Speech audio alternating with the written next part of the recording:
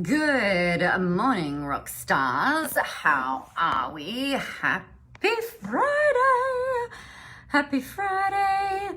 I'm just going to give you guys a little bit of a chance to come on down and celebrate. I've got my coffee. So here's the interesting thing. I have, as some of you will know, I've talked about it pretty openly, saying I have gone vegan for the, well, kind of for the foreseeable future actually, but specifically, definitely for the last, for 2 months. So we're third week in, and coffee is out. I mean, I haven't drunk milk in a coffee in years. As you're coming in, welcome to Friday. Come on in and celebrate. Tell me what's awesome and amazing and fabulous about your week. What's been a really cool insight or something that's really amazing that you've achieved. So anyway, back to the vegan story. The food is really amazing. I've been so pleasantly surprised, you guys. I don't know why I had this idea that it would not be fabulous and awesome. I am becoming accustomed to black coffee. I haven't drunk milk in my coffee for probably 5 years, I think, or maybe 4 years. And I've been doing, like, I'll have almond lattes and macadamia lattes and stuff like that. But black coffee is a bit of a different thing. So we're getting there. We're getting there. It's not completely hideous. So that's a good thing. My hands are cold, so I had to hold my mug. So what I wanted to talk with you about today, good morning, hello, as you're coming in, please say hello to me. Let me know that you can hear me. Let me know that you're here.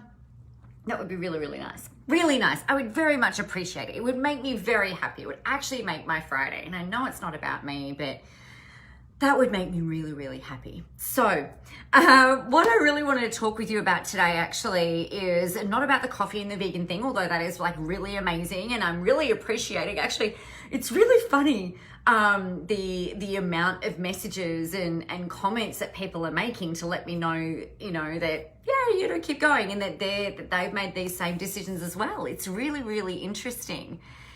Yes, high octane coffee all the way. Well, you know what? I love it with almond milk. And I really love the macadamia milk, but we're getting there. It's an acquired taste, I think, this black coffee. Same as transitioning when I transitioned to soy years ago. It took me a while to kind of be okay with that and get that in me and be all right with it. But that is by the by. So some things that have become very apparent through conversations with people over the last week and a half and for myself actually as well, particularly over this week, we've got here in Victoria, we've had a whole bunch of new cases, as I think you living under a rock if you didn't know that. We've had some really interesting restrictions happen, and I think one of the big things that has occurred actually over all of this is that we've found a lot of us, me included, not today and only for a short period of time because I know how to change it, but found ourselves in this kind of like vortex of feeling like we're spinning out of control. And I suppose that one of the things with this is that, you know, we've got all of a sudden we've had, like, I feel like we were making progress and like things were going okay. And then it's like, actually, you know, there's all of this other stuff that we need to deal with. And it hasn't quite gone away, I think, the way that we all thought that or had really, really hoped that it would. Good morning, Carmen. Welcome to the Coffee Run. What are you celebrating? I hope you're celebrating a snow trip amidst the drama of the week. So the thing that I thought I would share with you today are 3 really simple steps that you can take to really become, I guess, like resilient is not the word that I'm looking for, because I know that you guys are really resilient. I know you're really amazing.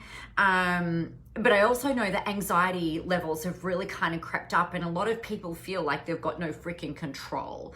And I feel like I really need to help you with that. So I'm going to share some things, 3 steps, really kind of simple.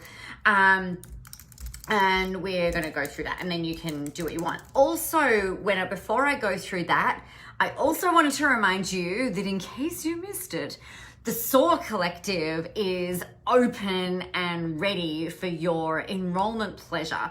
And the thing that I was thinking about with this, and we'll come back to the 3 steps of what you need to do to survive the clusterfuck that is going on right now.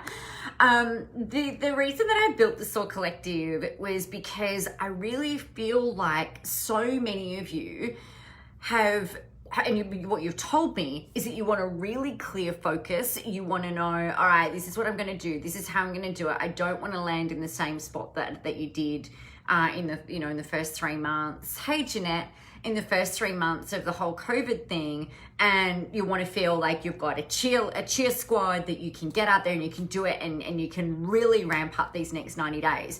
So if you are wanting to create an online program, if you're wanting to create a personal brand, if you're wanting to leverage out of a bricks and mortar business and build some stuff in your own name, if you're really wanting to do anything that involves you being more visible, stepping to the spotlight, things like that, the SOAR Collective, you can't go past it. It's insanely priced. 3 months, we're all going to hang out together. There's a weekly mastermind call / training call. There's a combo of hot seats and all of the amazing stuff in there.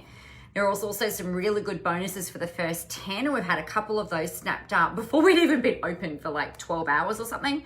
So jump on that. Let me know when you're in there. Huge welcome to Kate and Jessica for joining in on that yesterday. So excited to host you.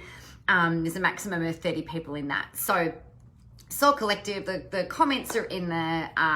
The link is in the comments with a bit of stuff in there. So check that out, and I can't wait to rock on over the next 3 months.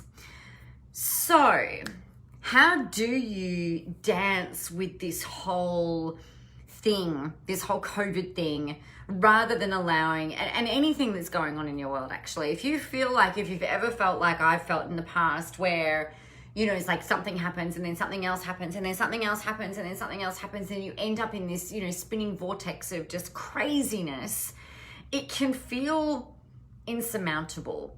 And I think what happens, from what I've noticed and from what I've heard of my clients, what they'll say to me is like they're worried and stressed and whatever, and then they get worried about being worried and stressed, and then that stacks in, and then all of a sudden excuse me, all of a sudden we need to sneeze. Excuse me. All of a sudden, this overwhelm gets fed with more overwhelm, which gets fed with more overwhelm, which gets fed with more anxiety, which gets fed with more stress, which gets fed with more overwhelm. And that leads to procrastination. It leads to things not working. It leads to our brain not functioning. So here's what's actually going on. We've got some parts of our brain that operate on autopilot and that are designed to protect us, right? You know this to be like fight or flight, fight, flight or freeze. So if you're confronted by a big bear, your instincts will kick in. Now, I have a funny, not funny story to tell you about what happened in Ballarat on the weekend.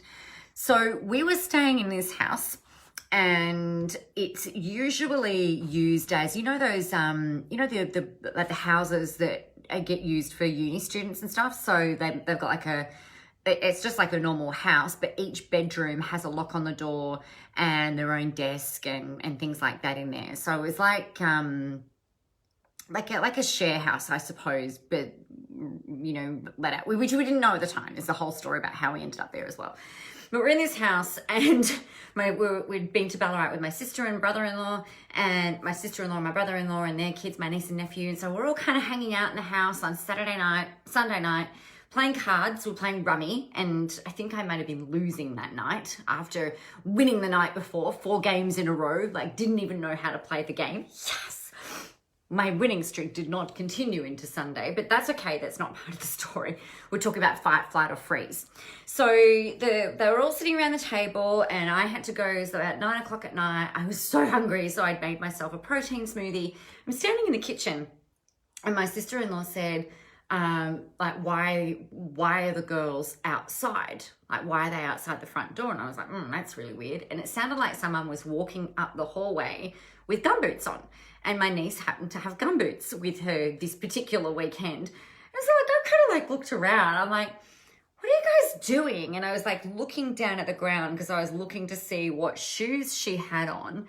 And there's this guy in the hallway, just at the hallway door, ready to walk into the kitchen, just there. And I'm just like, can I help you? imagine talking to an intruder. Like, imagine this intruder coming into your house and you're like, can I help you? It was so weird. I could see, it looked like he was like a worker or a gas worker, or like a construction worker kind of guy, like in high vis. I was so confused. I'm like, can I help you? And he said very quickly, oh, I'm security. But he'd walk down this whole hallway that might have been like, I don't know, 10 meters long to land in our kitchen area. Didn't knock on the door, didn't press the doorbell, didn't make any sound, you guys, can you imagine this? There was no sound, no conversation, no, hey, is anyone home? Like nothing as he's walking up the hallway. And I'm just like, can I help you? My brain kind of stopped working and I was in complete shock. And I was just like literally, you know, how can I help you? And he said, oh, I'm security and this and that. I said, I'm sorry, like, I don't understand why you're in the house. My sister-in-law is starting, like, she's commenting in the background. She's still sitting at the kitchen table. My husband and brother-in-law are still sitting at the kitchen table. I'm standing there, like, stopping him from walking any further into the house. I'm like, why are you in the house? I don't understand why you're in the house. And he's like, security, blah, blah, blah. Every night between 8 and 9 o'clock at night, we come through. And I said, no, I'm sorry. We're privately renting this house. You don't just walk in, like, you didn't knock, you didn't ring the doorbell, you didn't even talk as you're coming up the hallway. Like, what the fuck? Like, I don't understand what is going on here. It was like I was in an alternate universe or something. It was so weird. And so he's like, oh, you know, he started losing his words, and then he said, hang on a second, stopped, and then he got his words back again, and I said, I'd like you to leave, please. And he's like, blah, blah, blah. I said, no, I'd like you to leave, please, blah, blah, blah. Like now. And so then Dom got up, my husband got up behind me, and then we like walked him off down the hallway and out the door. But what was really interesting after he'd left, I'd said to Dom, I said, I don't remember anything that I even said really. And I still don't really remember anything that I said. It was like this fight, flight or freeze thing happened. My brain stopped working. And I was just like, I just stood in between my family, like him and my family, like they're all back here and I'm like standing there. And I think this is the thing that we forget when we're anxious or overwhelmed, that same thing can happen with our brains. It just stops, it shuts off. And it's really hard to think critically. It's really hard to think logically. And we go into survival mode. So what we need to do, if you feel like you're getting overwhelmed or panicked, or and I felt like this, you know, not even in that particular situation only, but in various times through the weeks and over the months and over the years that I've been doing this, is like anxiety kind of presents itself in different ways. Hi, Ainsley. And I think the first thing that you've got to do is really try to be consciously aware and program yourself to be consciously aware if you're going into overwhelm and stress, to be able to identify it really quickly. And then what you need to do is break the circuit. So this poor guy, one of the things that he did is he didn't know what was going on. Obviously he didn't get the notification that we were there, or, you know, whatever the case might have been, I don't know. But like what he did, he said, oh, hang on a second, stopped, took a breath, and he was then able to speak. And that's something that if you know that you're kind of spinning out of control, it's really important that you know how to break the circuit, right? So breaking the circuit is step 2. So step 1 is about being aware. Step 2 is breaking the circuit. So you can break the circuit with just being consciously aware. You can break the circuit. Somebody suggested today having a cold glass of water can just kind of like break that cycle of overwhelm and worrying and stressing. The other thing that you can do with breaking the circuit is turn your fucking phone off. Not yet. Let me finish talking first. But just, you know, turn the news off, turn your stuff off. And then the next thing is going, okay, making that conscious decision of really going, if you imagine that you're focusing over here, right, at this 45-degree angle, and all you need to do is go, all right, I'm going to shift my focus to over here. It's about going, all right, what can I do? What can I actually do now? So step 1, I'm going to put this into the comments for you because I think this will help. Step 1 is being aware. Step 2 is breaking the circuit. And step 3 is shifting your focus. Overwhelm gets worse, right? When you don't do anything about it. Yeah. Or if you don't take an action, or if you don't take a step. So you've really got to shift that focus and go, all right, well, what can I do now? What is one thing that I can do right now? Just one thing. You might have a list of 1,000 things that you need to do, 1,000 things. If you're going to launch a new course, or if you're going to launch a live stream and you haven't done one before, if you're going to go and write a blog, if you're going to do any of that stuff where you're now going to get out there and help the people, you know, there's so many steps to all of that. So instead of thinking about all of that, just go, all right, shift my focus. What is the next best step that I can take? What is the next required action that I can take in order to take just one step forward? Now, for me, if I'm in this moment, for example, like being like overwhelmed and anxious and all of that kind of thing, I will go to my journal, my trusty journal that I do all of the things in. And the reason that I'll do that is I'll go, all right, well, what's my next required action? Sometimes I can be in a really heightened state, not in and it's not a resourceful heightened state, right? You know how sometimes, like, if you're really excited and really pumped and amped and just like, yeah, like this is amazing, it's going to be awesome. You know, that's one type of heightened state. The other heightened state is where you're just like, oh my God, like I'm fucking out of control. You know, I've sat here scrolling on Facebook for the last 3 hours and I haven't freaking done anything, and I keep complaining about having no time. Oh my God, I'm such a loser. You know, I should have my shit together. I should know how to do this. Why can't I do this? You know, fucking rah, rah, rah, rah, rah, rah, rah, rah. That is unresourceful heightened states. So what we want to do is shift that over there. So the next required action that I usually prescribe to people is go to your journal. And in there, what you want to really think about, in my opinion, is shifting. This is how we can shift your focus and really realign to what you want. So it's about going, all right, well, who do I want to be? How am I being? If you have got everything that you say that you want, and if you are calm, collected, and you're just, you know, you can still be in a really cool flow-like state and be moving and things like that while being calm and still feeling really grounded, you know? And I think that the cool thing with your journaling is that when you're unpacking some of this stuff and you're kind of like, all right, well, what do the people need to hear today? You know, what can I share? What can I talk about? What do I think would be really helpful? Then you're shifting your focus from you and being really overwhelmed and being really stressed to going, all right, well, I know that my audience is probably feeling really overwhelmed and feeling really stressed and perhaps feeling a bit anxious. What can I say today to help them? You know, and it might not relate exactly to what you sell, right? But if it's helpful, it will be helpful. And that's kind of the point. So I have got an artist client at the moment. She produces her own art. Crazy amazing, really, you know, super creative, really clever. And she's actually in contentology. And one of the things that she said to me the other day, she actually said to me yesterday, she said, Nicola. I said, yes. And she goes, I saw it, because I said, like, what are you celebrating? And which is another way to break your circuit, actually. I said, what are you celebrating? And she said, oh, I don't know. And, you know, she was kind of a bit, we're having this big conversation. I said, yeah, okay, but what are you celebrating? She goes, well, I sold 2 pieces of art. I said, that's awesome, right? That is so awesome. Hi, Kate. And like, the thing with this that I really loved about this, hey, Shan, was that she said, you know, one of these people that bought because I put something up that was just like a stupid post. Like, it wasn't anything to do with anything. It was just this random post that I put up. And I said, that's really great. She said that was the thing that pushed that person over the buy now button, like over the edge, didn't push them over the edge, but, you know, made them, that was the thing that created the impetus to get them to buy. And it had nothing to do with her art. It was like a family post or something that she'd put up. I can't remember, but it didn't necessarily have something to do with what she was selling, and she made a sale anyway. And so I guess my point here is that while you're journaling, and if you're getting through this and you're working through the stuff that's coming up, and you're asking yourself, you know, does this need to be real? Does it need to be true? Does it have to be real? Does it have to be true?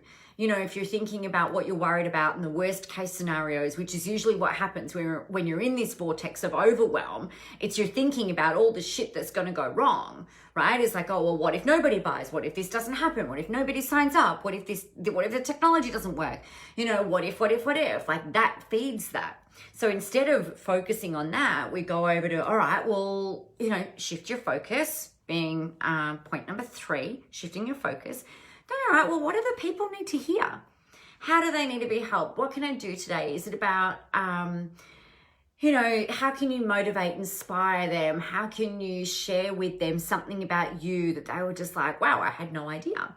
I shared with my client, with a client yesterday, what I'm talking about, overwhelm and anxiety. And I said, these are the kinds of things that I work through. And she said, do you get this as well?